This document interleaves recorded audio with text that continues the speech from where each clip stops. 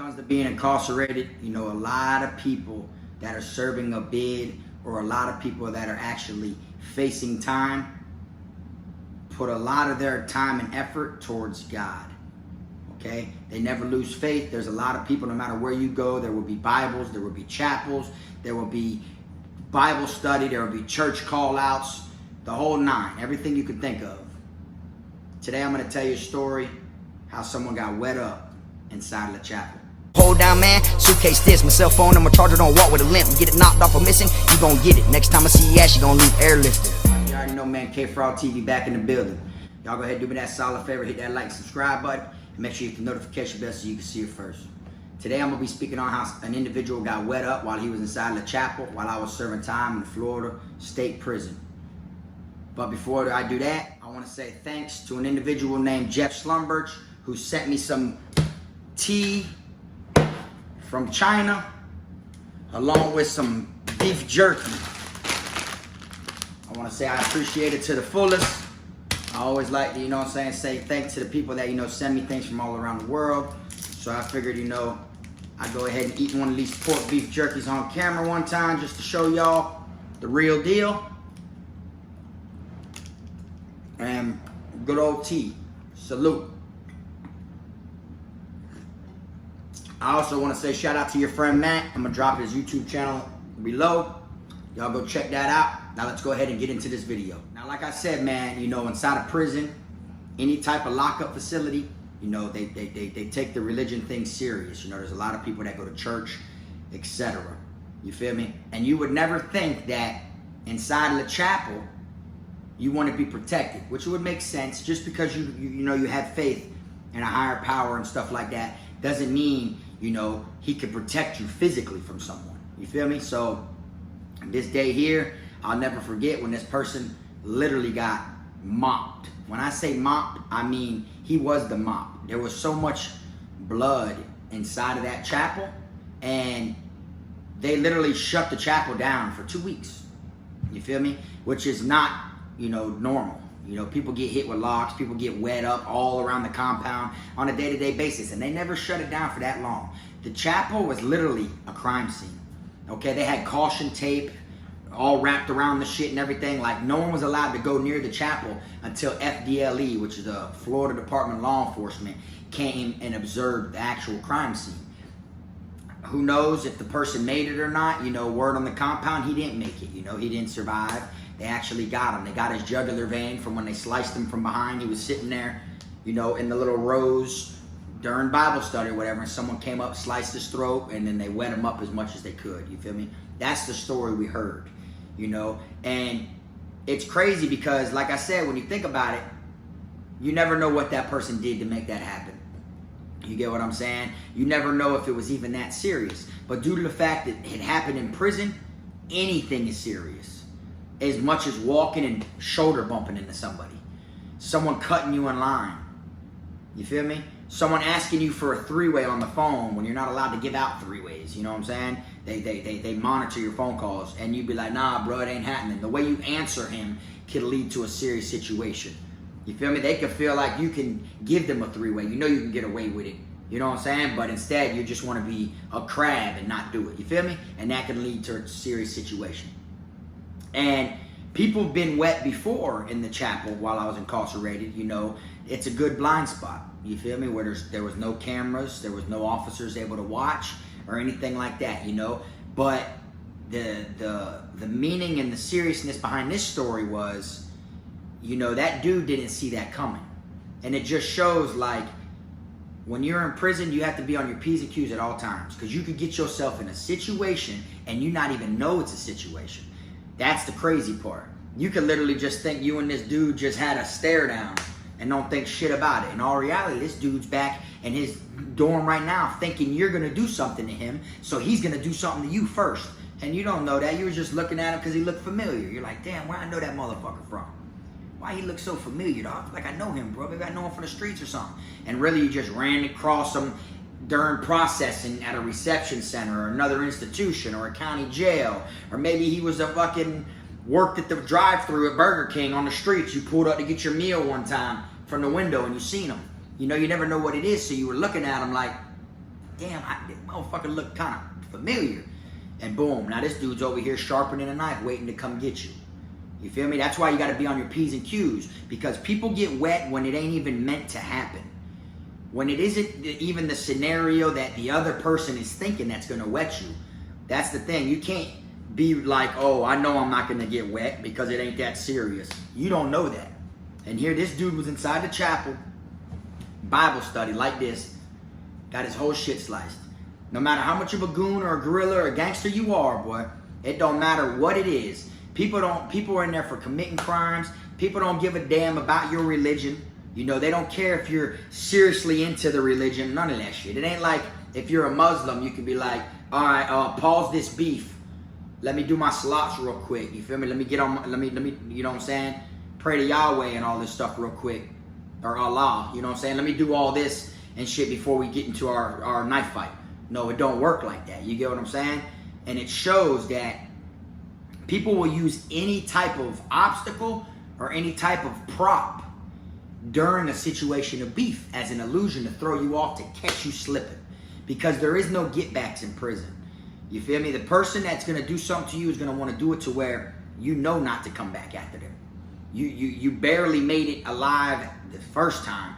You know not to come back and try to retaliate, or they know they're going to get you off the compound. That's why when there's a dispute between people in dorms, both of us can't live here. One of us got to go. I don't feel comfortable laying my head in here at night, and you shouldn't feel comfortable with me in here laying my head in here at night after me and you just got in a serious ass problem. You feel me? And they will use different things to catch you slipping, literally. And that chapel was a prop which was used to catch that person slipping. You feel me? That's kind of like when you go to visitation. When you're in prison and you go to Vizzo, you feel me? Everyone in Vizzo acts like they're cool with each other. You know what I'm saying? I'm talking about gangs can be at war and they be in the VP at the same time, which is a visitation park. And when they do count time, all the inmates got to stand up and go out there and sit away from the, you know, the civilians. So now you're sitting in arm distance of the same person that you and their brothers are stabbing each other on the compound. But now during count time, while the officers, y'all are right here near each other. Y'all ain't wrecking out, crashing out. Everybody's smiling in each other's face, walking around holding their old lady's hand, taking pictures with their kids, you know, eating together and shit like that, smiling, dandy. And you would think that prison was sweet. You would think that all these people are getting along. Oh, it ain't that bad. When in all reality, there's people that are in Vizzo together, that's brothers, are taking each other off the compound left and right. You see? Vizzo is another perfect place to catch someone slipping. But the only thing is you know, they make you squat, cough, they strip search you on the way in, strip search you on the way out. You feel me? But it is definitely a good blind spot to catch someone coming back from. You see what I'm saying? You know, their mind's on their peoples. Their mind's on the picture that they're bringing back with them to the compound that they just took with their loved ones. But they're looking at that motherfucker while they walking back to their dorm and run up and hammer. You see? There's a lot of things that are placed there that will take your mind off of what's really going on. That's why I make videos and I try to break it down to always be aware of your surroundings. And like I said, God gave you 2 ears, 2 eyes, and 1 mouth. He gave you 2 times as many ears and eyes as he did a mouth, so you can listen and watch twice as much as you speak. You feel me? Now, if this dude was on his P's and Q's, there's no way he would have let them get him in the chapel. You feel me? And it was crazy, like I said, because chapel, when it's a religion thing, I'm talking about chapels normally open when the whole compound's shut down, locked down, control movement, chapel's open. You feel me? Like that's a thing that like your family members can call from the streets and speak to the pastor. You know, the actual chaplain, you know what I'm saying? Not the inmate one, obviously, you feel me? But the actual chaplain of the, you know, people can call and get transferred to the chaplain. It's like its own part of the compound. So when this shit was blocked off with caution tape and everything like that, and they had to wait for FDLE come, you know it's something serious. That boy's blood supposedly covered the whole sitting area. That when he got hit, he tried to get up and run, and as he was going, he was just leaking. Shit was just squirting out like a juice box. Covering the floor, the seat, all that shit. Blood all on Bibles and everything. And like I said, you know, word around the compound, he didn't make it. You know? And it'll make you wonder, like, you know, he followed his faith. He was following his faith. You know, he literally, if he got bodied behind his faith. So it makes you wonder, did that give him a guaranteed spot in them pearly gates? Was he in there, you know, repenting? You feel me? What was it to where they finally caught him slipping like that? You know, and I don't even know if it was a serious beef. I don't know if it was a prior beef at another institution, if he did something to someone at another camp and then it caught up to him. You never know what it is. That's the thing. People mistake people for others sometimes and hit up the wrong person.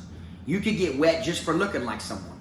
Someone could stab a gang member at a camp and someone sees the person who stabbed the gang member, and you can look like the person who hung out with that person that stabbed the gang member. And you could be at a whole nother camp, and word around town is you was the one hanging out with such and such who stabbed a gang member at another camp. Next thing you know, you're getting ate and you don't even know where it's coming from. That's the hard thing. You know what I'm saying? Like cancer. You know how people have cancer on the streets? Like my mom. You know what I'm saying? My dad had cancer. You feel me? Like shit like that. You're fighting something you can't see. Right? In prison, you could be in a beef that you don't even know about. You can literally be in the middle of something so serious that you do not see coming, and there's no way to see it, there's no way to fight it, there's no way to stop it, other than being on your P's and Q's and watching your own ass at all times. You see what I'm saying? Because people don't give a damn about you, all right? Literally, they don't give a damn if you in church like this, bro, and you're staying out of the way, and you're trying to be so focused. You're doing speeches for other inmates. You're putting talent shows together, and you're trying to bring people together for peace, pushing straight positivity. They don't give two fucks about that. They're gonna use that against you and be like, oh yeah, we know he goes to chapel at 2 o'clock. He got to do his little meeting over there. And then when he's done, boom, he's going to eat lunch late. So we'll just catch his ass slipping when he walks around the back of the canteen building when he heads towards the chow hall. We're just going to go there 4 or 5 deep, act like we in the canteen line. And when he walks by, we're going to just get him. And this is the type of things that happen.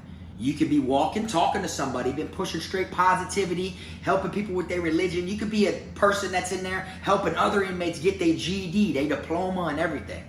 And they can use that against you. Oh, we know he's got someone in there that he's training someone with the GED. You know, he's like a little teacher and shit. You feel me? We'll just wait till we catch him leaving the school building. And you could be walking with someone talking about the test results. You feel me? Or they could have someone sign up for the GED to get put in class, in school, to take the GED test, just to get the pre-test scores, just to come ask you about it as you're walking across the compound, knowing you're the teacher they want to hit. And then as you're like, oh yeah, I see what you did. That just got you sidetracked. When really he was the prop to get your attention. Now you don't see these other dudes coming from the side. And boom, you get hit. That's how grimy and slimy prison is. For someone to wet someone inside of the chapel lets you know, boy, they don't give a damn. That lets you know they don't give a damn where they go when they die. Literally. Because you know how they say don't use God's name in vain. They tell you, you know certain things they tell you never want to do. Well, what you think about that? How do you think, what do you think the outcome would be in the long run for the people who did that to that dude inside the chapel? You know, they disrespected the Lord's house. You know what I'm saying? Yeah, they got their target, if that target was meant to be hit or whatever it is. You feel me? But in the long run, is it worth it? You know, they could be like cursed and have problems the rest of their bid. Like breaking a fucking mirror. You know how they say breaking a mirror is like bad luck and all that bullshit, or walking under a ladder, whatever you know what I'm saying? But you know, their time can be harder for them the whole way out. You know, they could just have bad luck. You know, but to me, bad luck is better than no luck. You see what I'm saying? And when you do shit like that and you harm someone like inside of a chapel, you just gotta look at it like boy, you know where you going when you leave. You feel me? And that inmate, you know, you shouldn't have to be on your P's and Q's inside the chapel. You know what I'm saying? That should be a spot where, you feel me, where, you know, it lifts you up, where you just, you know, you get to be at peace and shit like that. I've been at some camps where it's so peaceful that they have movie night inside the chapels. People sitting there watching movies and shit. That's the first time I ever seen the movie 12 Years a Slave, which is a fucked up movie. It's an awesome movie, but it's a bad movie. You know what I'm saying? Like, it's grimy how they did black people back in the day. You feel me? But that's the first place that I ever seen that movie, was inside a prison. In a chapel with me and like 2 other white boys. Everyone else was black. You feel me? And we watched that movie and everything like that. You know? And, you know, people were able to come together and stuff like that. And at that time, you feel me? The chapel was always like a joke to me, you know? Like I would go there and I wouldn't even really pay attention because I was so on my P's and Q's, you feel me, that, you know, I would think someone would do something to someone in here. Literally, like you got all these different organizations that are beefing on the compound, but then you got 3 of them right there, 2 of them right there, 1 of them right there, you know? So it's like, I'm waiting for it to go down between these people because I know what's going on the compound. You feel me?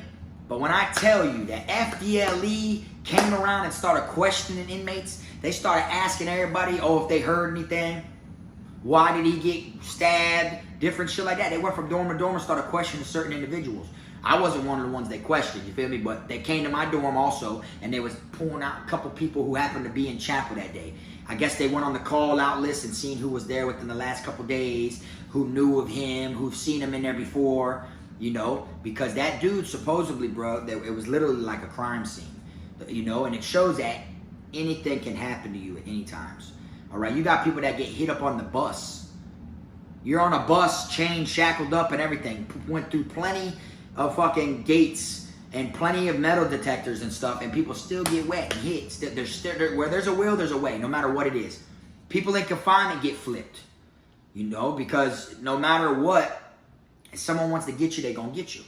And that's what it is, you feel me? And, you know, like I said, you know, when it comes to prison, right, you're not going to remember every single thing. You know, like T.I. says, you only do 2 days in the joint, the day you get locked up and the day you go home, which makes sense when you think about it, because no matter how long you've been locked up, you will always remember the day you got arrested, the day you came in. And no matter how long you've been out, you will always remember the day you got released, right? Well, the way it works with these prison stories is a story can just, a reminder, a memory will pop up one day and you'll just start thinking about it. And you'll be like, damn. And me being a YouTuber, I'm going to start jotting them down because literally, you know, being incarcerated for so long, you know, you can't help but to talk about prison. You know, with people on the streets and people that don't know no better, your friends want to ask you questions, family members want to mention it, bring up how many holidays you were gone, and different things like that. So, you know, you can't remember every single thing. But then as you start talking about one thing, it opens up a door in your mind to another thing that happened, to another thing, to another thing, to another thing. And I've been fucking writing these things down and keeping tabs on a lot of them. And you won't believe the stories that I have coming for y'all. Because when I first started the YouTube, I didn't even put out all the stories. I told my stories. You get what I'm saying? So now I'm sharing with y'all things that I seen with my own 2 eyes while I was incarcerated. And things that I recall and remember going through. You feel me? I made it past 50K without even throwing any of all these stories out here yet. You understand? And these type of stories can help someone. Literally, if you sit there and think about it, well, how's telling us about someone getting wet up in the chapel helping us? Or how's that going to help anyone? That lets your ass know it can happen anywhere. Straight up. It can happen to you while your ass is in church trying to read the Bible, bro. Anything can happen to you anywhere inside of prison. Just like on the streets. People get bagged inside of grocery stores. People get bagged in the drive-thru. People get bagged in alleyways, parks, churches, no matter where it is. Block parties. You know, it happens. You feel me? Same thing in prison. And you're surrounded by people who want to violently harm you. They want to bring that pressure and hurt you. You feel me? So if you're one of them people, man, that get locked up and you want to follow your faith, because a lot of people seem to really get religious once they're facing time. You feel me? I know y'all seen people like that. I've run across plenty of them that don't follow it on the streets at all. But the moment they get locked up, they're really heavy into it because they're hoping for a miracle when they go to court. You know what I'm saying? And then if they do get spared and get out, they fall right off. They don't follow that shit no more. So they use the Lord to get out. You feel me? Well, inside of prison, a lot of people follow that shit and take it real serious. Because you have people that are trying to give their time back, that are trying to get back on an appeal, trying to find a loophole in their case, that are just trying to stay positive and keep their mind freshly ripe instead of rotten. All right? They have people on the streets that are turning ill, people that are passing away, people that are getting locked up and stuff like that. So it makes your mind go stir crazy because you're in there and you can't do nothing about what is happening to people you know on the streets. So religion and the Lord is a way to lift your spirit and keep you spiritually up. Okay? And trust me, I know about it. My first time ever performing a rap like on stage was while I was in prison at Charlotte CI. Straight up. They wanted me to do a song like a religious song. And I kept it hood and dropped a song called Spiritually Strapped. And I mentioned how I was strapped with the Spirit. And I did a song for them inside the chapel.